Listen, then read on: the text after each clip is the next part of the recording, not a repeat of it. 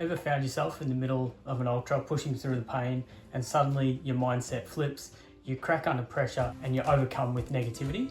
Well, what if I told you you can overcome this? In today's video, we're diving into the science of your brain's response to stress, specifically looking at the threat versus challenge response, and how understanding this can help you run faster, longer, and stronger. I'm going to share a personal example of when I failed spectacularly and should have used this method. My hope in sharing this is so you don't have to make the same mistakes I did. Who am I? My name is Luke Pryor. I'm a psychologist and ultra runner and the founder of the Endure Performance team. We will explore how the right mindset could be the difference between survival mode and peak performance in your next race or adventure. And by the end of this video, you'll have all the tools you need to embrace the challenge mindset, which is exactly what we cover in my free 8-week Mindset for Runners course. Link in the description below. I'd love you to check it out. But for now, imagine this. Jo is standing on the start line of her goal, Ultra UTA 100k. A tough, hilly course with heaps of stairs. Pressure builds, her heart beating in her throat. She knows this race is going to be physically and mentally demanding. Jo has trained hard for this, she's ready for the hills and stairs, and Jo believes that she's capable of tackling this course. The gun goes off and she finds a smooth running rhythm. She's able to stick to her race plan, deal with unforeseen events, and achieve a good race result. In this example, we would consider that Jo is in a challenge mind state. To her left, Beck stands at the start line in the same race. She experiences the same things that Jo. The build-up of pressure, the heart beating in her throat. Beck understands that this race will be tough and has also trained hard for this race. However, Beck does not believe she is capable of pacing herself and managing all the climbing. She sets out enthusiastically, however she can't find her rhythm. She's unable to stick to her race plan and poorly manages unforeseen race events, is easily distracted and finishes the race disappointed with her race result. Beck is in a threat state. The point of these two examples is, despite both athletes entering the same stressful situation, stress is not always harmful. In fact, stress can actually benefit performance. Yes, I did say that. Stress can be a good thing. Stress can be both adaptive and maladaptive. And this is the concept that we're exploring today. How does a threat response versus a challenge response impact how we appraise stress and anxiety, and what's the impact on our performance?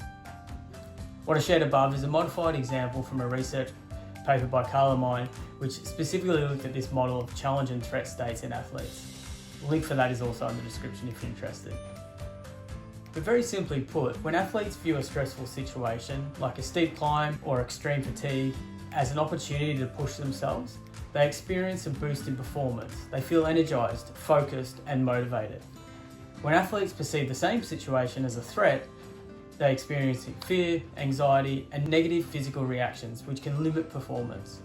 In this state, the body shifts into a fight or flight mode, increasing stress hormones like cortisol. There is a physiological component to what happens to our bodies when we are in either a threat or challenge response. Without going too deep into the physiology, essentially with a threat response, perceived stress activates the sympathetic nervous system, which is our fight or flight response, and the HPA axis releases cortisol. And this causes things like high blood pressure, increased heart rate, and a heightened state of anxiety or fear. With a challenge response, the same stress activates the sympathetic nervous system, but it's more controlled. The HPA axis also releases cortisol, but the body's systems are more efficient in handling this stress, making the response more focused and less overwhelming. In both cases, the body is preparing to handle stress, but amazingly, the outcome depends on how the brain interprets the situation. Is it a threat that requires running away or fighting, or a challenge that can be met with focus and energy? Do we approach or avoid the situation? Do we get excited by the event and lean into it, look forward to the challenge and the difficulties, or do we retreat, tighten up, hesitate, lose confidence, and second guess our decision making? The energy we waste that isn't directed to any positive outcome in this situation is also detrimental to our performance. I'm going to share a personal situation where I was definitely in a threat state and did not handle the situation as well as I would have liked to. I would love to have my opportunity to go back there again, and it is one of the reasons why I have signed up to, or I will sign up to compete in the Tour 330k race hopefully in 2027 if I'm lucky enough to get in. I've got some work to do, as you'll see, to overcome my fear of heights. So Cara and I, we were out hiking the first half of the tour course, which is the Alta Via 1 in the Valle d'Aosta in Italy. Amazing hike, about 160 k's over 6 days we'd planned. And in my naivety, I just assumed it was going to be similar to the TMB, which I've done before. Boy, I was wrong on that one. So we get in there, day 2, there's a couple of pretty big climbs that we had to overcome. And with some support from Cara, I was able to overcome those climbs. But it planted a seed in the back of my mind where I'm like, okay, this is just not an easy hike. There's going to be some challenges for me, particularly around my really strong fear of heights. Day 3 rolls around, we climb up another steep col, and then on the way down, it was covered in snow, hard packed snow on like almost a 45-degree angle, and we tried pretty hard to down climb it, but it was impossible, so we had to turn around, and that really rattled me because I was unexpected. The fear I was feeling going downhill, I hadn't experienced that before. And going into day 4, which was going to be our biggest and highest peak going up Col La Son, I woke up and I was not in a good headspace right from that day 1. I was procrastinating, I was dragging my feet, I was slow getting ready, and I was already hesitating. And we started out the hike and I noticed my thinking was off. I was a little bit negative. I was very quiet. I wasn't as talkative as normal. I wasn't feeling the excited, upbeat feelings that I should have been on this amazing hike. And we were climbing up this pretty steep hill, but fairly manageable, and a beautiful trail that any other day of the week I would have, given my left arm to be on. All of a sudden, my breathing starts to get a little bit more constricted, and I noticed my legs started to get heavy. My pace started to slow, not because of the physical nature of the hike, but more so the mental hike. I was hesitating. And then my legs started to get a little bit jelly, and I pushed on, kept pushing on. I was trying to do all the right things I could to manage it. Breathing, trying to challenge my thinking, and got to this part where it was basically a flat section of the trail, and I had this massive panic attack and could not carry on.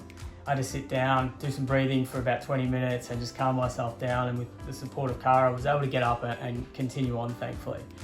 However, that situation really rattled me and was definitely a threat response, and is a very good example of the strong physiological reaction that happens when we are in a threat state. Now, I want to go back there and I want to redo that hike, particularly in the tour, because I want to challenge myself and I want to take a completely different headspace into that event. One of the big factors that didn't help me in that situation was I was completely caught off guard. I didn't expect the hike to be as challenging as it was, and that mistake is on me. I was a little underprepared and underestimated the challenge ahead. With better preparation, I may have been able to avoid that situation. With that in mind, this is what you can do to make sure you enter those challenging situations in a challenge response mindset. Threat and challenge responses focus on the balance of 2 main areas. What are the demands and what are the resources we have? Essentially, what we want to do is adjust the demands and build up our resources. Races, or from my hike experience, we can't change the physical demands. They remain constant. It might be a certain race distance, the amount of elevation in the race, the exposure on the climbs, all of that remains the same. However, we can change how we relate to and experience those demands. My cognitive appraisal of that situation is important here. When it gets hard in an ultra marathon, don't think of the total kilometers you still have to go. Change the demands. Can I take one more step? Break it down into smaller sections. Can I adjust my focus on just into the person in front of me and copy their movements when climbing? Therefore, narrowing my focus onto simple steps that are under my control. By doing this, we change how we perceive the demands of the situation. Now, I guarantee this is not easy. It's much easier said than done. So we need to practice this. We need to test ourselves regularly and put ourselves in stressful situations to practice, so when we're tested on race day, we're well versed and we can rely on the strategies that we've learned.